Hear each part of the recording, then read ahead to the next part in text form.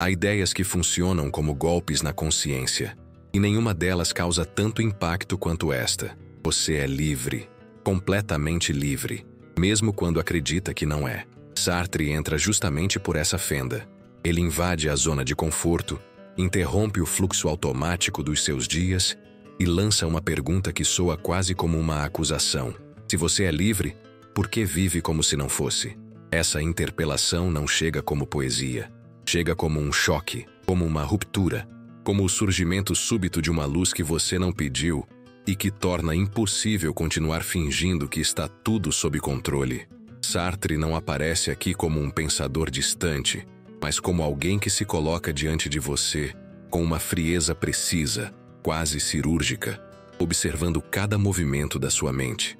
Sua presença intelectual pesa. Ela não se suaviza para agradar, não tenta ser acolhedora. Pelo contrário, ela impõe clareza, e isso incomoda.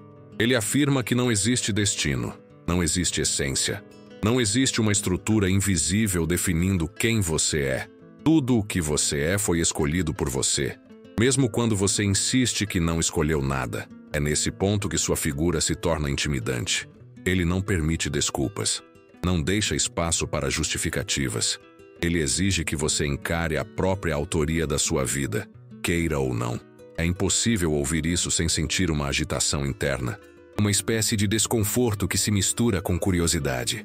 Porque, se for verdade que você tem total responsabilidade por si mesmo, o que isso significa sobre cada escolha que tomou até agora, sobre cada silêncio, sobre cada desistência, sobre cada oportunidade que você deixou passar? Sartre olha para você como quem já conhece suas respostas antes mesmo de você formulá-las.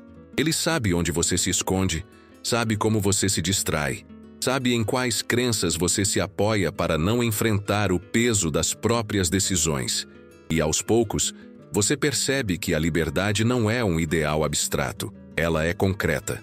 Ela é cada gesto que você faz sem perceber.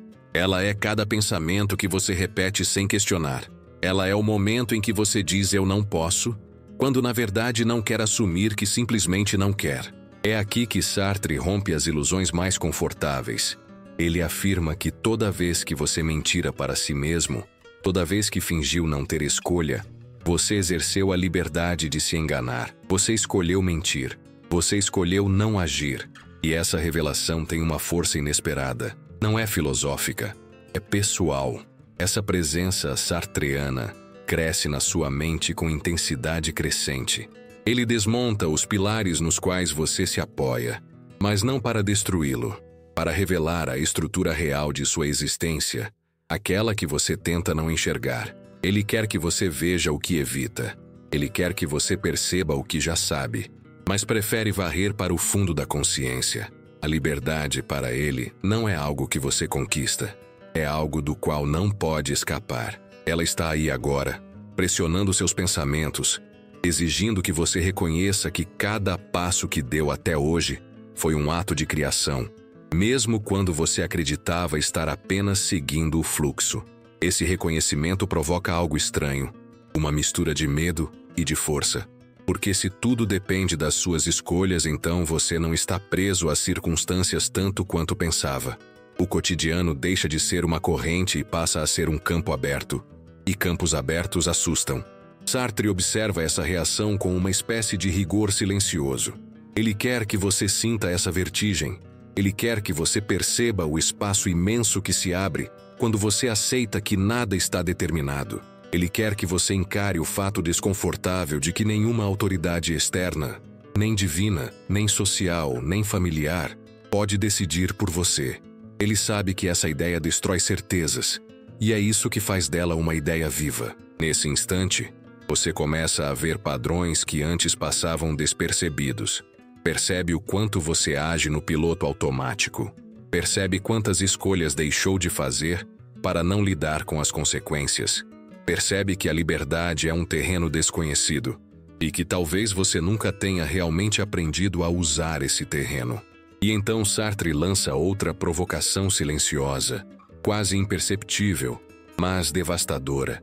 Se você tem medo de escolher, do que exatamente está fugindo? A resposta não aparece de imediato. Ela se esconde entre seus pensamentos como uma presença que se movimenta sem revelar o rosto. Você sente que a verdade está perto, mas ainda não o suficiente para ser compreendida.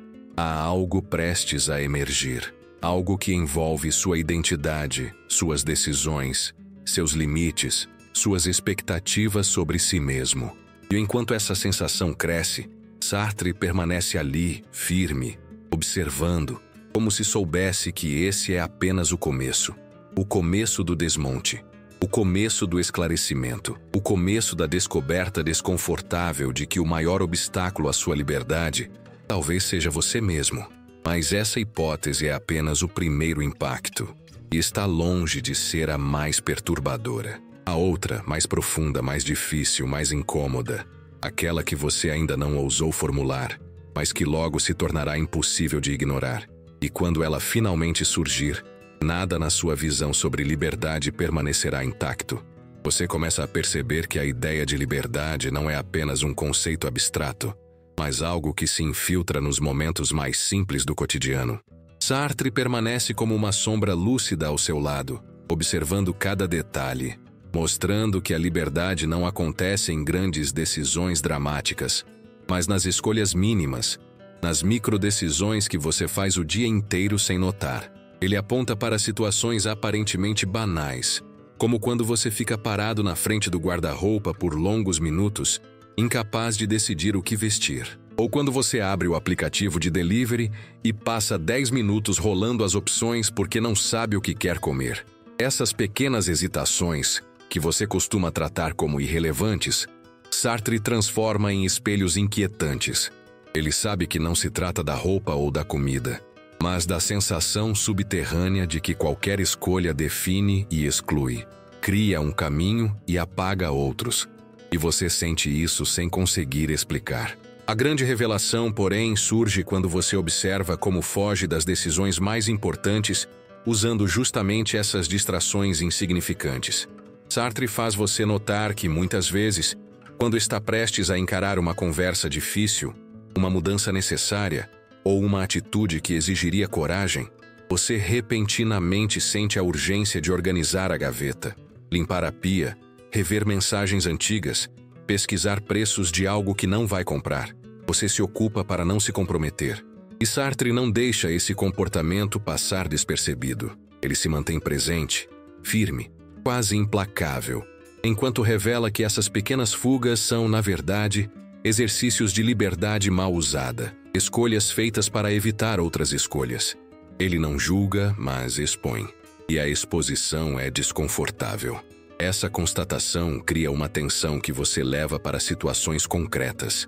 Imagine, por exemplo, aquele momento em que você recebe uma proposta de trabalho inesperada. Uma oportunidade que poderia mudar sua trajetória, mas que também exige que você abandone sua rotina segura. A primeira reação é pensar nas dificuldades, nas perdas, nos riscos. Você começa a criar justificativas. Não é a hora. Não estou preparado. É muito longe. E se der errado? Sartre observa sua mente formular cada argumento como se estivesse assistindo a um experimento. Ele sabe que, por trás de cada justificativa, existe uma escolha silenciosa entre ficar onde está ou arriscar algo novo. Ele sabe que você sente a vertigem da liberdade e tenta reduzir sua força inventando limites. E é justamente quando você acredita que se convenceu de que não pode aceitar a proposta que Sartre se aproxima e pergunta, com aquela precisão desarmante: você não pode ou você não quer? A pergunta se instala como uma fisgada. É direta demais, impiedosa demais, honesta demais. E você percebe que muitas das suas limitações são decisões disfarçadas. Você se lembra de situações antigas, relações que manteve por medo de estar só, cursos que abandonou porque exigiam mais do que você estava disposto a entregar, sonhos que adiou enquanto dizia a si mesmo que um dia retomaria. Sartre não traz essas memórias para punir você, mas para mostrar um padrão. Ele sabe que você vive oscilando entre liberdade e fuga, mesmo sem se dar conta. Essa revelação seria suficiente para abalar qualquer pessoa.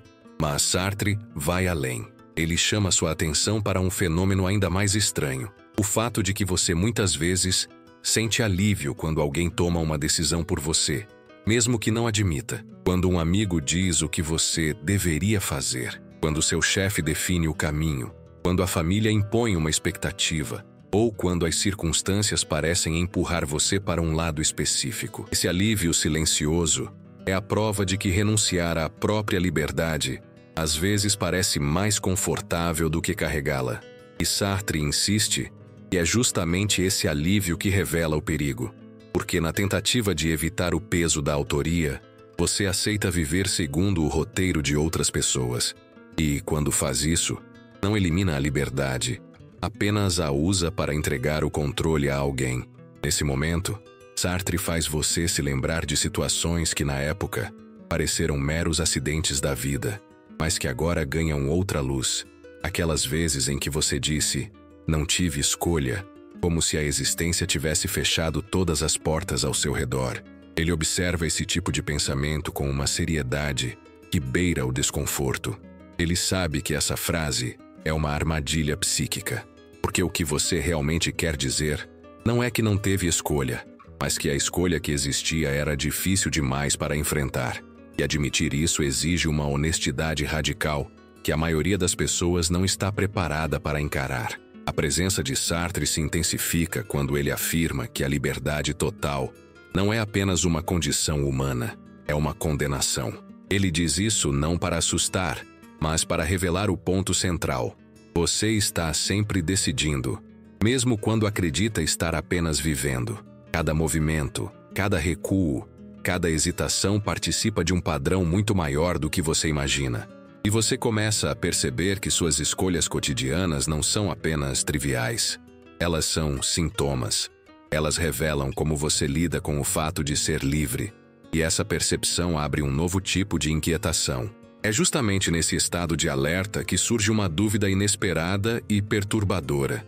Se todas as escolhas que você faz, grandes ou pequenas, são expressões da sua liberdade, então por que você repete, ano após ano, os mesmos comportamentos, as mesmas desculpas, os mesmos medos?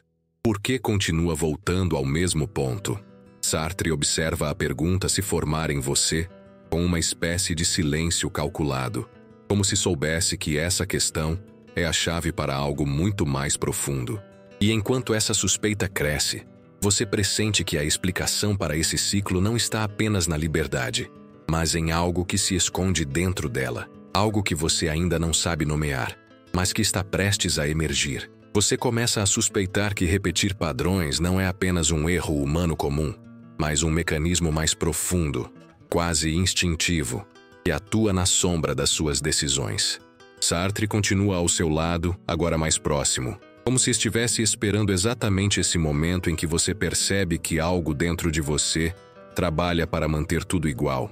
Ele sabe que essa descoberta é decisiva. Ele sabe que é aqui que a liberdade se torna mais complexa. E é justamente nesse ponto que ele introduz uma ideia desconfortável.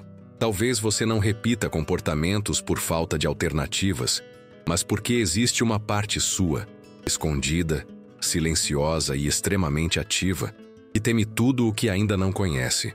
Essa hipótese surge como uma faísca no escuro. Ela inquieta, ela desloca. Você lembra de situações recentes em que fez planos de mudar de vida, de adotar hábitos melhores, de assumir uma postura mais firme, e mesmo assim, se viu voltando aos mesmos impulsos, às mesmas desculpas, aos mesmos velhos caminhos. Sartre observa isso com uma espécie de lucidez paciente. Ele não tem pressa. Ele quer que você perceba sozinho. E quando a ficha cai, ela cai com força. A repetição é uma forma de proteção. Você se protege daquilo que não sabe controlar, daquilo que não sabe prever, daquilo que exige uma dose de coragem que você não está acostumado a acessar. Mas é exatamente aqui que uma ruptura acontece. Sartre interrompe sua linha de pensamento e lança uma questão que você não espera. E se a sua liberdade não se manifesta plenamente porque você teme o peso das consequências, mas porque teme algo muito mais íntimo, teme aquilo que você pode se tornar? Essa pergunta não é retórica. Ela é um golpe, porque ela obriga você a considerar a possibilidade de que o medo principal não é o fracasso, mas a transformação. A transformação exige morte simbólica do que você foi até agora, e poucos estão dispostos a passar por isso voluntariamente. Esse é o momento em que a narrativa interna sofre uma mudança brusca. Você lembra de todas as vezes em que evitou ser visto, evitou se destacar, evitou assumir talento, responsabilidade ou brilho. Talvez ninguém tenha percebido, talvez você mesmo tenha mascarado isso, mas agora, sob o olhar de Sartre, fica evidente que se esconder foi uma escolha ativa. E não importa o quanto você tente adocicar essa revelação, ela permanece crua. Você evitou crescer porque crescer significaria confrontar suas próprias limitações, seus próprios erros e principalmente suas próprias possibilidades. Essa constatação é tão perturbadora que você tenta desviar o pensamento. E é nesse instante, exatamente nesse desvio, que algo inesperado acontece. Sartre aponta para uma memória aparentemente irrelevante. Um episódio que você quase esqueceu. Aquele dia em que alguém elogiou sua capacidade, sua sensibilidade, sua inteligência, e sua reação foi minimizar o elogio, rir de nervoso ou mudar de assunto. Pareceu apenas uma modéstia educada, mas agora você percebe que havia algo mais. Um medo quase físico de assumir quem poderia ser se aceitasse aquela visão positiva sobre você mesmo. Sartre identifica esse reflexo com precisão. Ele sabe que não é sobre humildade. É sobre fuga da responsabilidade que acompanha o reconhecimento do próprio valor. Essa revelação inesperada abre espaço para outra ideia que Sartre deixa cair, como quem deposita uma peça-chave sobre a mesa. Você não teme apenas ser livre. Teme o tipo de pessoa que a liberdade exige que você se torne. Uma pessoa que escolhe com consciência, que assume riscos, que tolera o desconforto e sustenta as próprias decisões até o fim. Essa figura, embora admirável, também parece pesada demais. Por isso, algo dentro de você recua sempre que esse potencial se aproxima demais da superfície. É nesse ponto que a narrativa toma um rumo ainda mais profundo. Sartre faz você perceber que, muitas vezes, você prefere a angústia da estagnação à angústia da mudança. É uma escolha paradoxal, mas real. Você se habitua à dor conhecida porque ela não surpreende, não exige reinvenção, não cobra novas habilidades. E quando se acostuma ao desconforto familiar, ele se torna quase um abrigo. Não porque seja bom, mas porque é previsível. Sartre reconhece esse movimento como uma das estratégias mais sutis de fuga da liberdade. Permanecer exatamente onde está, mesmo quando isso já não faz sentido, simplesmente porque o novo parece vasto demais. Essa percepção se torna ainda mais estranha quando você nota como racionaliza tudo isso com maestria. Você cria teorias pessoais para justificar escolhas que, na verdade, são apenas mecanismos de proteção. Diz que está esperando o momento certo e precisa se preparar melhor, e falta coragem, tempo ou apoio. Mas Sartre desmonta essas justificativas uma a uma. Ele sabe que o momento certo é uma invenção conveniente, que a preparação infinita é apenas adiamento, e que esperar coragem é uma armadilha lógica, porque coragem é algo que existe apenas no ato, nunca antes dele. Sartre insiste que o que realmente paralisa você não é a falta de caminho, mas o excesso dele, o excesso de possibilidades, o excesso de futuros possíveis. E essa abundância, longe de libertar, sufoca. Ele sabe que sua mente tenta reduzir esse excesso, criando pequenas prisões mentais. Ele sabe que você cria fronteiras artificiais para tornar o mundo aceitável. Ele sabe que, mesmo quando diz "não consigo", o que está dizendo é "não quero lidar com a dimensão da minha própria liberdade". E nesse instante, uma pergunta começa a se formar, lentamente, como uma sombra que se materializa no canto do pensamento. Se a repetição, a autoproteção e a estagnação são escolhas, então o que exatamente você está tentando evitar descobrir sobre si mesmo? Há algo aí, algo decisivo, algo que você ainda não encarou. E quando essa ideia se move, profunda, silenciosa e inevitável, você sente que está prestes a entrar em território mental que nunca explorou. Um território em que a liberdade deixa de ser apenas responsabilidade e passa a revelar algo ainda mais perturbador. Algo que Sartre já sabe, mas que você só agora começa a pressentir. Você segue com a sensação de que algo escondido está prestes a emergir. E é nesse momento que Sartre muda a forma como se aproxima de você. Ele se torna quase um narrador silencioso dentro da sua consciência, conduzindo você para cenas que não costumam receber atenção, mas que, agora iluminadas, revelam uma dinâmica inesperada entre liberdade e medo.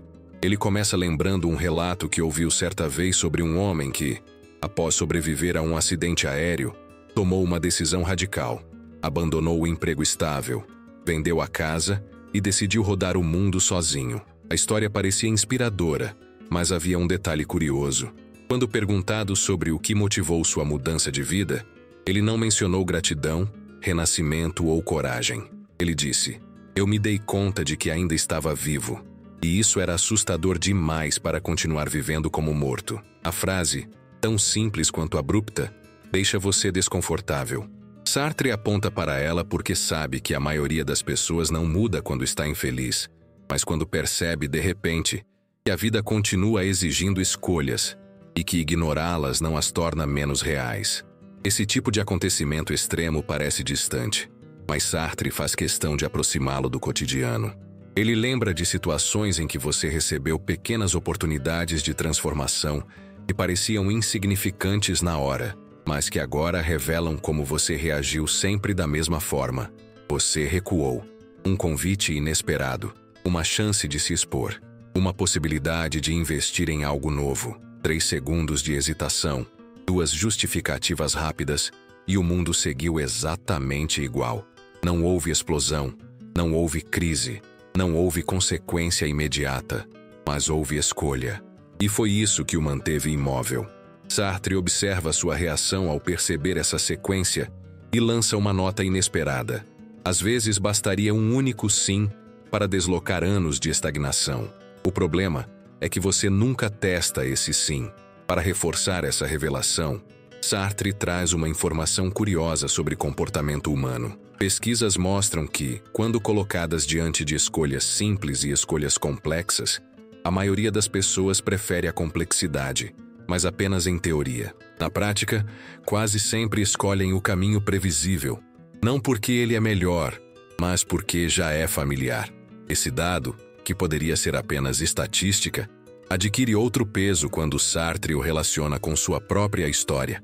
Ele sabe que você se considera alguém racional, alguém capaz de escolher com consciência. Mas ele também sabe que suas escolhas reais seguem um padrão muito mais emocional do que você admite. Ele observa isso com a calma de quem entende que aceitar esse fato não diminui você, apenas o expõe.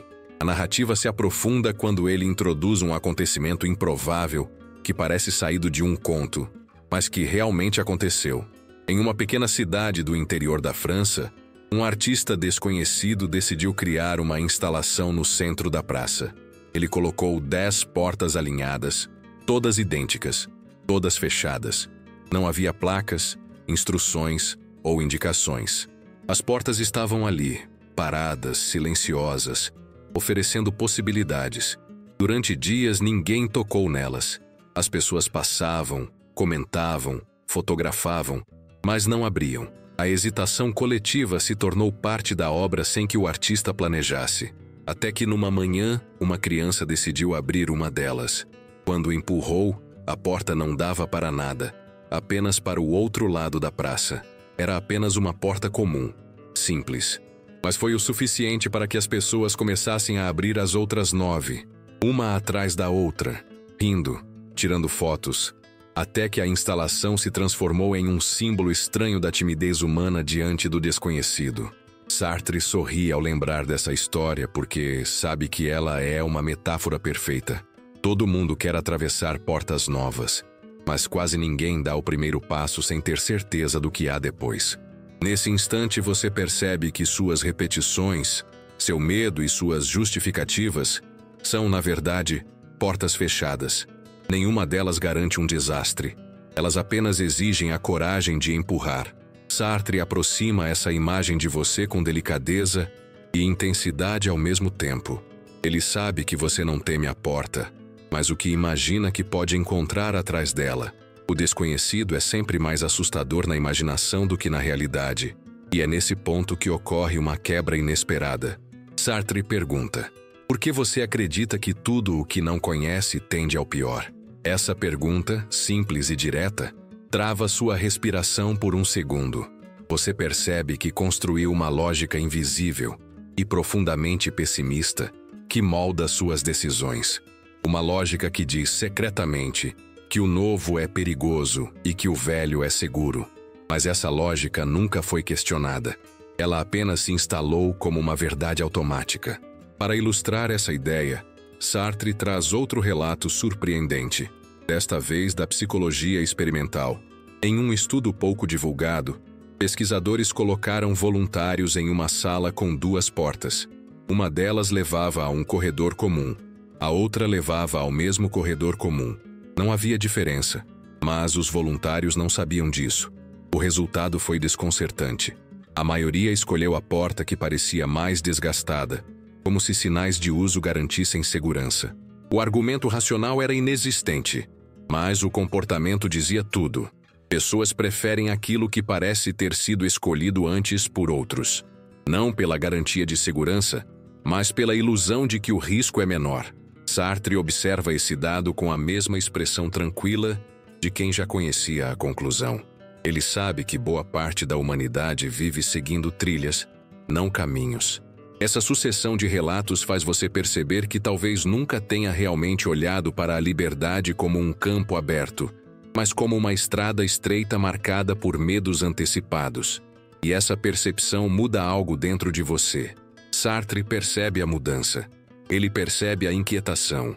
Ele percebe o momento exato em que você começa a suspeitar que toda a estrutura que você usa para se proteger pode ser derrubada com uma única decisão. E é nesse instante que ele lança a pergunta que muda o tom da narrativa. Se todas as portas que você teme atravessar são apenas construções mentais, então o que exatamente está sustentando o labirinto no qual você insiste em permanecer? A pergunta paira no ar como uma ameaça e uma promessa ao mesmo tempo, abrindo espaço para algo que você ainda não sabe nomear, mas que já sente que será impossível ignorar quando finalmente aparecer. Você sente que está chegando perto de algo decisivo, como se todas as portas, relatos e perguntas que Sartre trouxe até agora estivessem convergindo para um mesmo ponto desconhecido. E é justamente quando você acredita que está começando a entender o labirinto que algo muda no ar. Sartre não está mais apenas acompanhando você.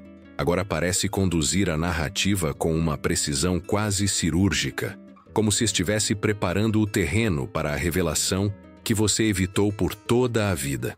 Ele faz você revisitar mentalmente uma cena antiga, uma que você nunca tinha considerado relevante, mas que agora surge com força inesperada. É uma lembrança simples. Você ainda jovem, sozinho no quarto, pensando em quem queria se tornar quando crescesse. Não havia medo naquela imagem. Não havia sensação de peso. Havia apenas um impulso natural em direção ao possível. Você não se preocupava com o que podia dar errado, nem se perguntava se tinha capacidade. Era apenas liberdade crua, espontânea e viva. Sartre traz essa memória porque sabe o quanto ela contrasta com quem você se tornou. Essa diferença cria um impacto imediato. Você percebe que o medo não veio do mundo, mas de você mesmo. Ele foi crescendo aos poucos como poeira acumulada nos cantos da mente, até formar uma camada espessa o suficiente para esconder seu próprio impulso vital. Sartre observa essa constatação com uma espécie de tristeza sóbria. Ele não lamenta por você, mas lamenta pelo modo como a vida, aos poucos, transforma possibilidades em cautelas. Ele sabe que você não é exceção. Sabe que a maioria das pessoas, quando confrontada com a própria liberdade, passa a tratá-la como ameaça e não como potência. É nesse momento que surge uma reviravolta inesperada. Sartre faz você notar algo que havia passado completamente despercebido. Em todas as lembranças que você revisitou até agora, as decisões adiadas, as justificativas, os padrões repetidos, existe um ponto em comum. Em todas elas, você acreditava estar no controle do que fazia, mas, na verdade, estava apenas reagindo. reagindo a medos antigos, ideias herdadas, expectativas externas, opiniões alheias, reagindo ao que acharam que você deveria ser. Essa revelação aparece como um choque. Você sempre acreditou que suas escolhas eram suas, mas agora percebe que, durante muito tempo, sua liberdade foi sequestrada por condicionamentos. Não foram as circunstâncias que limitaram você. Foi a ilusão de que não tinha escolha. A tensão aumenta quando Sartre introduz uma reflexão que parece simples, mas que abala toda a estrutura. Se você reagiu por tantos anos, então quem tomou as decisões que moldaram sua vida? Você ou o medo? Essa pergunta rompe qualquer sensação de estabilidade. Ela faz você encarar a possibilidade real de que grande parte da sua trajetória foi realizada não pela sua vontade autêntica, mas por versões menores de você, versões moldadas por inseguranças, por necessidades de aceitação, por receio de julgamento. Sartre observa o impacto dessa ideia com a firmeza de quem sabe que ela é necessária. Ele entende que só diante da verdade você pode escolher de fato.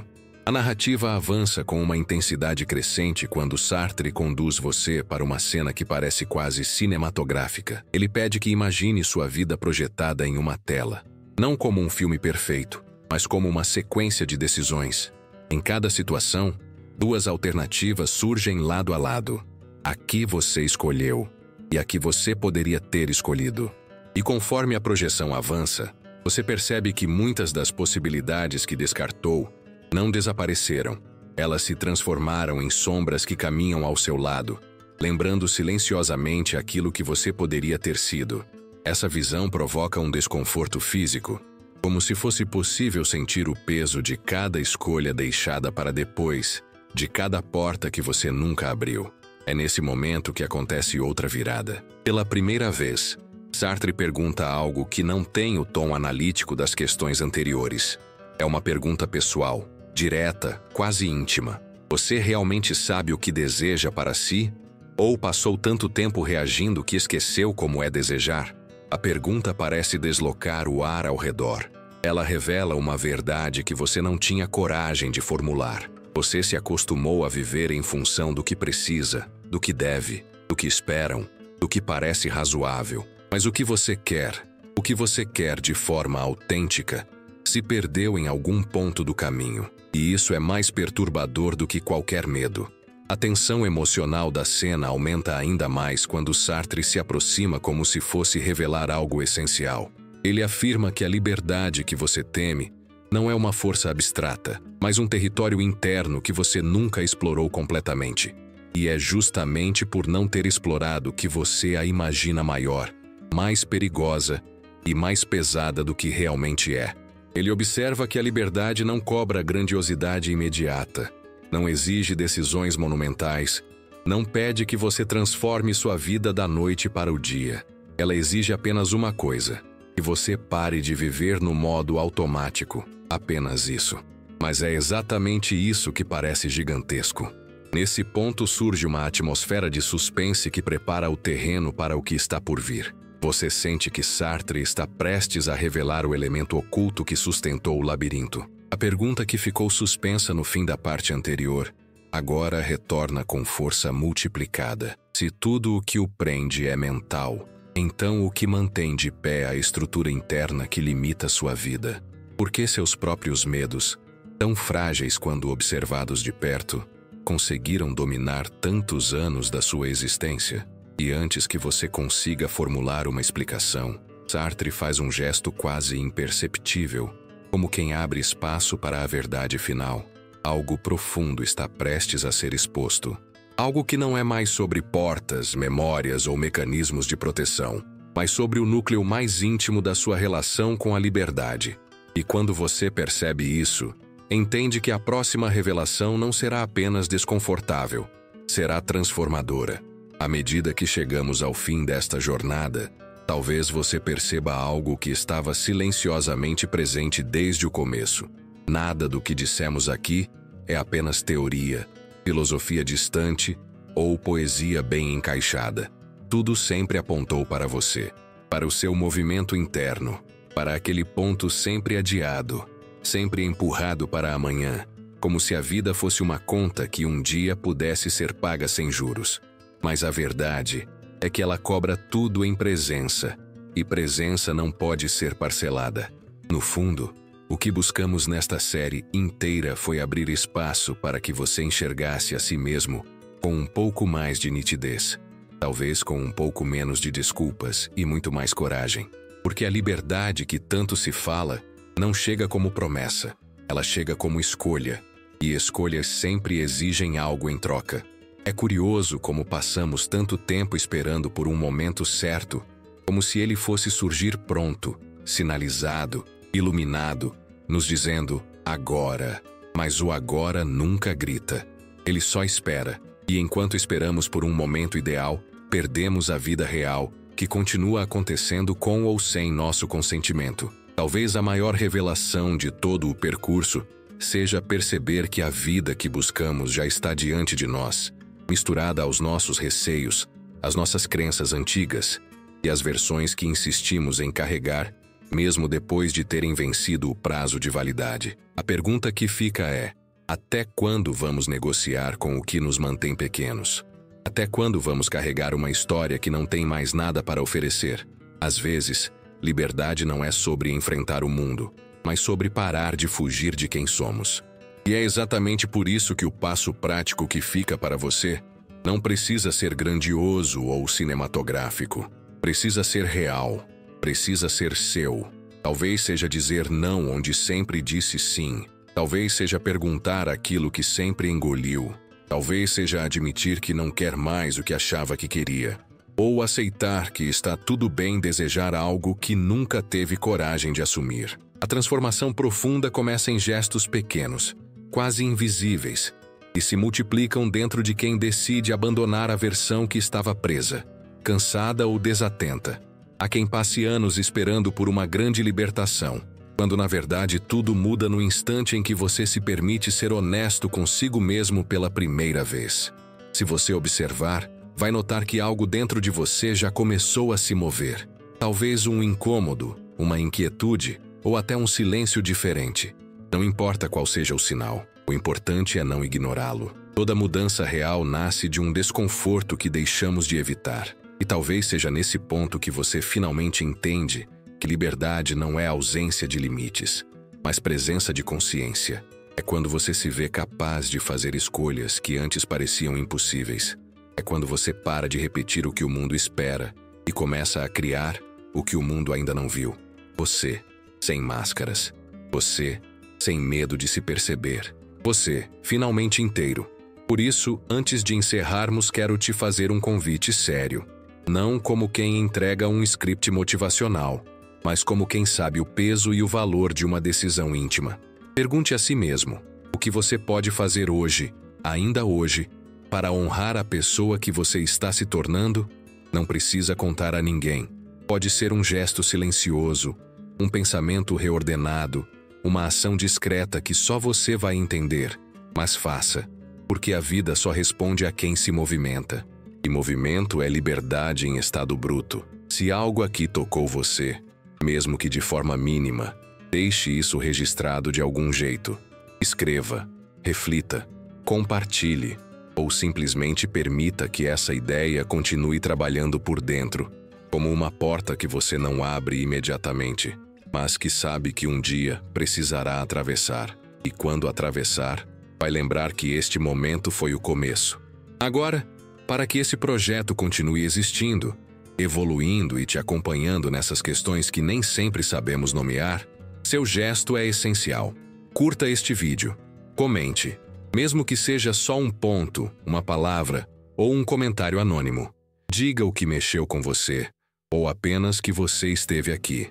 E, principalmente, se inscreva no canal, porque o que estamos construindo juntos não termina aqui. Isso é apenas a primeira de muitas portas que ainda vamos abrir. E eu quero caminhar com você nas próximas. Então, respire fundo. Sinta esse instante e escolha, porque no fim, é a sua escolha que cria a estrada. E ela começa exatamente agora.